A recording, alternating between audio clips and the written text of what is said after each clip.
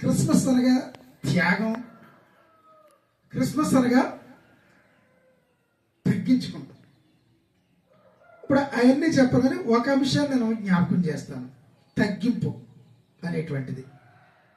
ఫిలిప్పీలు రాసిన పత్రికలో 2వ అధ్యాయంలో 6వ వచనంలో చెప్పిన మాటను ఒకసారి జ్ఞాపకం చేసుకుంటే ఆయన వచ్చిన కారణాన్ని మనం చూస్తాం. ఏమని ఉంటుంది అక్కడ?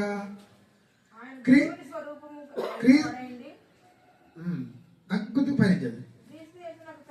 క్రీస్తు యేసులకు కలిగిన ఈ మనసును మీరును కలిగి ఉండండి. ఇక్కడ చాలా జాగ్రత్తగా మనం గమనించాలి. క్రీస్తు యేసుకు కలిగిన మనసు ఎవరు కలిగి ఉండాలి? మనం కలిగి ఉండాలి. అందుకే పౌలు గారు తన సువార్త భాగంలో కొరింథీ పత్రిక 11:1 ఒక మాట అంటాడు. ఏమంటాడు తెలుసా?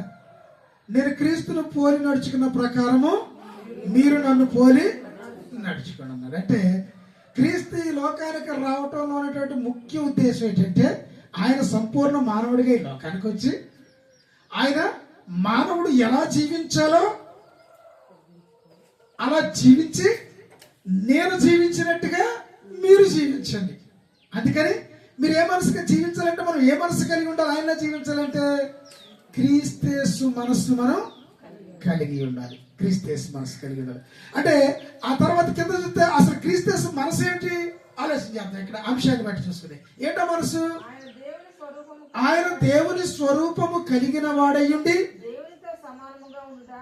దేవునితో సమానముగా ఉండుట విడిచిపెట్టకూడదని భాగ్యమని ఎంచుకొనలేదు గాని తన్ను తాను మనుషులుగా పోలిక పుట్టి దాసుని స్వరూపము ధరించుకుని తన్ను తానే రిక్తునిగా చేసుకుని. ఇది తగ్గింపు అంటే ఇది. అంటే ఉన్నత ఆకాశ మండలములో నుండి దేవాది దేవుడిగా పరిపాలించేటువంటి ఆయన, సర్వ సృష్టికి ఆధిపత్యం కలిగినటువంటి వాడు, దృశ్యమైనవి అదృశ్యమైనవి సమస్తము సింహాసనములైనను అధికారములైనను సమస్తాన్ని సర్వ సృష్టిని ప్రపంచాన్ని అంటాడు ఆయన. ప్రపంచం మనకు తెలిసింది ప్రపంచం అంటే మొత్తం అంతా. ఆ బైబిల్ గ్రంథంలో ఇంకా గలతీ పత్రికలో ప్రపంచం అంటాడంటే మనకు తెలియకుండా చాలా ఉన్నాయి. వాటన్నిటికీ సృష్టికర్త అయినటువంటి ఆయన ఆ భాగ్యాన్ని విడిచిపెట్టి, ఏ భాగ్యాన్ని? దేవునితో సమానముగా ఉండుట అనేటువంటిది విడిచిపెట్టి దాసుని స్వరూపం ధరించుకుని నీ దగ్గరికి వచ్చాయంటే ఈ క్రిస్మస్లో ముఖ్యమైనటువంటి అంశం ఏంటంటే తగ్గించుకునుట. అంటే దేవుడు అంతగా తగ్గించి తగ్గిపోయి లోకానికి వచ్చాడు. నీ దగ్గర కేవలం ఏంటంటే దేవుడు లోకమును ఎంతో ప్రేమించాడు. అంటే ఈ లోకాన్ని అంతటినీ ప్రేమించి ఆయన అంత తగ్గింపుకు వచ్చాడు. ఆ పై మాట అంటే క్రీస్తు యేసు కలిగిన ఈ మనసును కలిగి. ఇప్పుడు మనం ఏ మనసు కలిగి ఉందో చెప్పండి నాకు. అదే అది క్రీస్తు యేసు మనసు అని మీరు అంటారు. నేను చెప్పింది తగ్గించుకునే మనసు.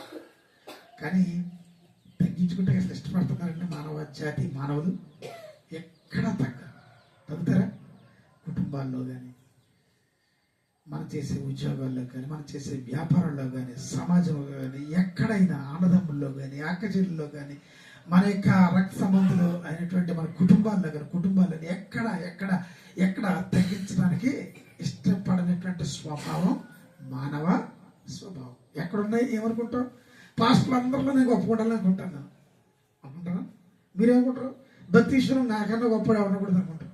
అంటే అలాగే ఈ లోక సంబంధమైనటువంటి ప్రతిదీ అనుభవిస్తున్నటువంటి మనం ఎక్కడున్నా ఒక గృహం విషయంలో కానీ, ఒక ఇల్లు కట్టుకోవాలన్నా, ఏం చేయాలన్నా సమాజంలో నేను నేను నేను అనేటువంటిది ఉంది. మనం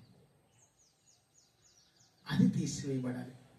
అందుకని ఇద్దరు ప్రార్థన చేసినప్పుడు ఒకరు ప్రార్థన స్వీకరించాడు కదా. ఎవరు ప్రార్థన స్వీకరించాడు? సుంకరి ప్రార్థన స్వీకరించాడు. ఆ ప్రార్థన స్వీకరించడంలో గల కారణం ఏమిటి?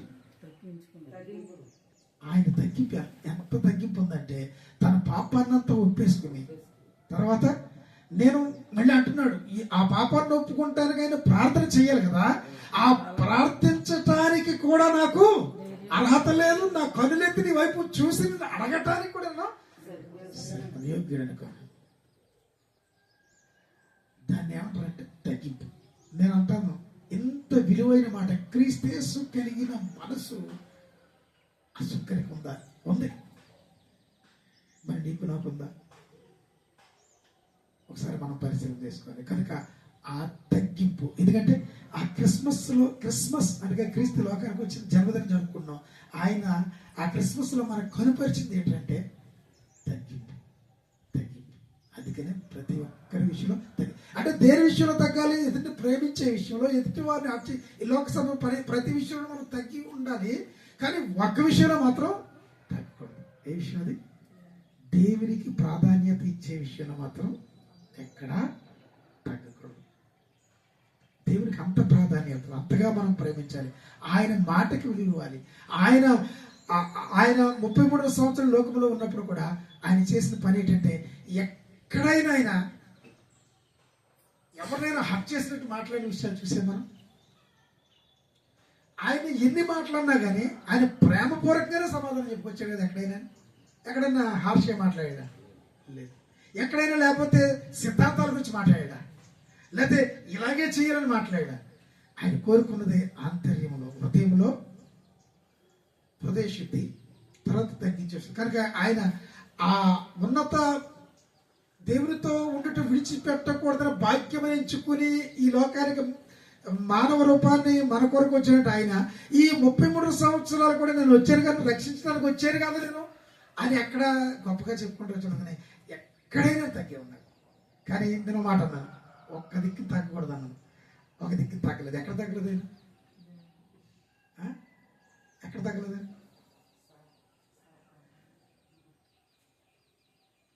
అంటే కోపపడేటువంటి అంశం జ్ఞాపకం పెట్టుకోండి. యేసుక్రీస్తు వారు కోపపడ్డ విషయాలు జ్ఞాపకం చేసుకోండి.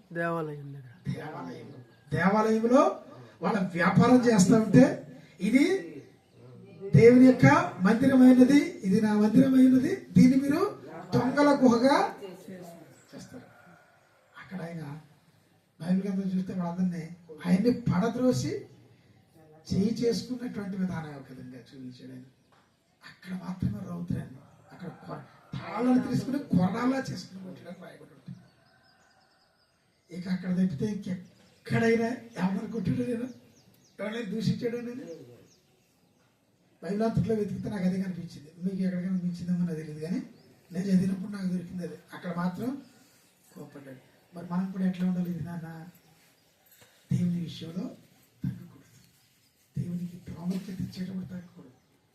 కానీ ఉన్న విషయంలో మాత్రం మనుషుల పట్ల మాత్రం మనం తగ్గి ఉండాలి. మనుషుల్ని, ఒక మనిషి మీద మనం హెచ్చించుకుంటాడు, ప్రతి వాడిని ప్రేమించటమే మనం. అందుకనే ఆయన అంటాడు, నీ శత్రువుని సహా నువ్వు మిత్రుగా, నీ శత్రువుని సహా నువ్వు ప్రేమించు. ఆ మిత్రుగా చేయమన్నది ఏంటంటే ఎప్పుడు అవుతుంది అంటే, అప్పుడు దానికి ఉంది ఏంటంటే, యెహోవాకు ప్రీతికరమైనటువంటి వారి ఉంటుంది. ఒకసారి సామెతల 16వ అధ్యాయం 7వ వచనం, చాలా మంచి మాట.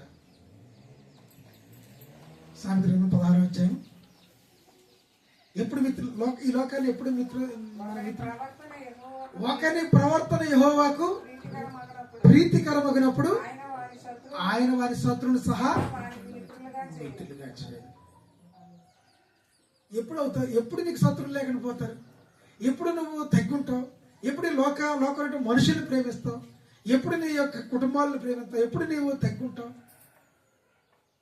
అంటే నీ హృదయం ఎవరికే ఇష్టంగా ఉండాలి? యెహోవా కనుక దేవునికి మన హృదయాన్ని ఇష్టపడాలి. కనుక నీ హృదయాన్ని శుద్ధి చేసుకోవాలి. సోపుతో నీ యొక్క హృదయాన్ని కడగాలి. నన్ను పవిత్రపరచుకోవాలంటే మనం తగ్గిపో మనసు ఉండాలి. కనుక ప్రియమైన దేవుని బిడ్డలారా, ఆయన దేవదూత స్వరూపంగా రాలేదు, దేవాది దేవుడిగా దిగిరాడు. నేను ప్రేమించి ఆయన తను తాను తగ్గించుకుని దాసుని స్వరూపం, దాసుడిగా, అంటే మానవుడు పాపానికి దాసుడు అయిపోయింది కనుక ఆయన ఆ దాసుడైపోయినటువంటి శరీరాకారంలోనికి రావడానికి ఇటువంటి ఆయన ఏంటంటే, ఆయన ఈ పాపము చేయనప్పటికీ ఆయన పాపముగా చేయడు. ఏమంటాడు? ఆయన ఏ పాపం చేయలేదు. ఆయన ఛాలెంజ్ కూడా చేయడం, నాలో పాపం ఉన్నది మీలో ఎవరైనా చూపగలరని ప్రశ్న వేశాడు. ఎవరు చూపలేదు. కానీ ఏమంటారంటే అక్కడ మాట్లాడే ఆయన పాపము చేయకపోయినా ఏమిటంట, పాపముగా చేయబడ్డాడు. అంటే నీ పాపాన్ని నా పాపాన్ని ఆయన మీద వేసుకున్నాడు. ఆయనే పాపం అయిపోయాడు. అందుకే కదా ఇది మన పాప భారం అంతా ఆయన మీద వేసుకుని ఆ పాపానికి వచ్చేటువంటి జీతం ఏంటి, మరణం. ఆ మరణాన్ని మనల్ని తీసివేయటానికి ఆ మరణం ఆయన పొంది నిన్ను నన్ను రక్షించడానికి ఆయన ఈ లోకానికి వచ్చినటువంటి విషయాన్ని మనం చూస్తున్నాం. కనుక ప్రియ దేవునికి బిడ్డలారా, ఇంత అమూల్యమైనటువంటి మాటలు మన హృదయాలు పెట్టుకుని మనం తగ్గించే గుణం మనలో ఉన్నప్పుడు, మనం కూడా క్రీస్తులో తగ్గి యథార్థంగా ఇష్టపడినప్పుడు మనం తగ్గింపు మనసు వల్ల అనేక మందికి ఇష్టపూర్వకంగా ఎలా ఉంటాం. ఇప్పుడు అనేక మందికి ఇష్టంగా ఉందామా కష్టంగా ఉందామా? ఇష్టంగా ఉండాలంటే క్రీస్తు కలిగిన మనసు మనం అలా ఉంటకు దేవుడు తన పరిశుద్ధాత్మ మనందరికి అనుగ్రహించి దీవించి అవసరించారు. ఆమేన్.